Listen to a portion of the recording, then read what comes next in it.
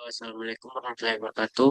Kenalkan nama saya Muhammad Ridho dengan NIM 0805 1382 3280 kelas L3.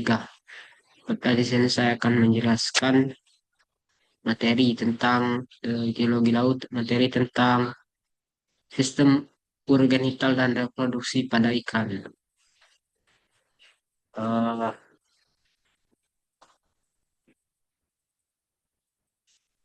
nah, sistem urogenital dan reproduksi pada ikan.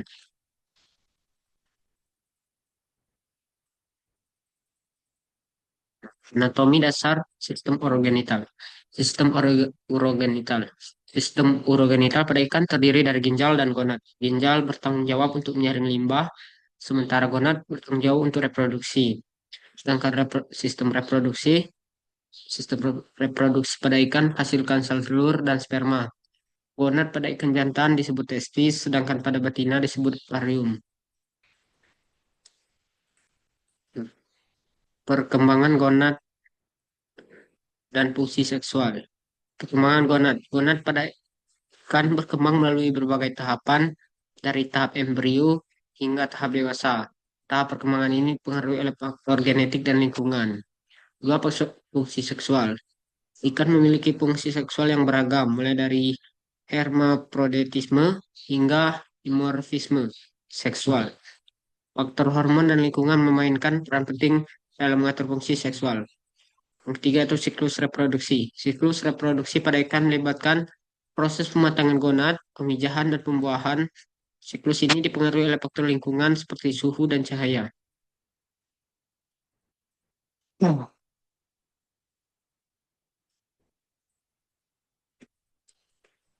Nah, ya, itu ada proses reproduksi dan siklus reproduksi.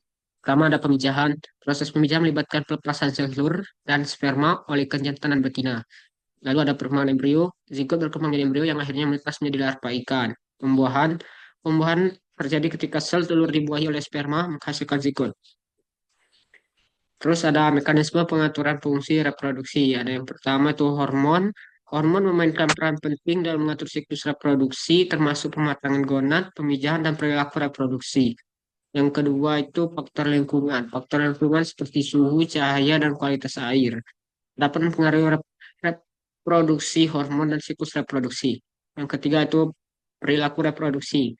Perilaku reproduksi seperti tarian kawin dan pembuatan sarang membantu memastikan pembuahan dan kelangsungan hidup telur.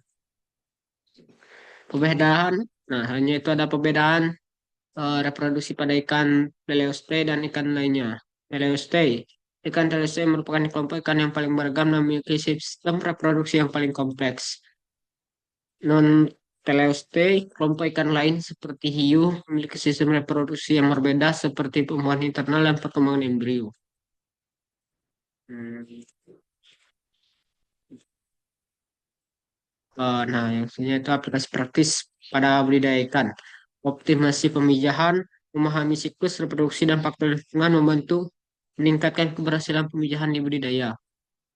Peningkatan produksi, mengatur hormon dan lingkungan dapat meningkatkan laju pertumbuhan dan laju dan jumlah produksi ikan. Kualitas benih, memahami proses perkembangan gonad dan perkembangan penting untuk mendapatkan benih yang sehat dan berkualitas. Mungkin situ saja yang bisa saya sampaikan. Sebenarnya saya mohon maaf, saya akhiri. Wassalamualaikum warahmatullahi wabarakatuh.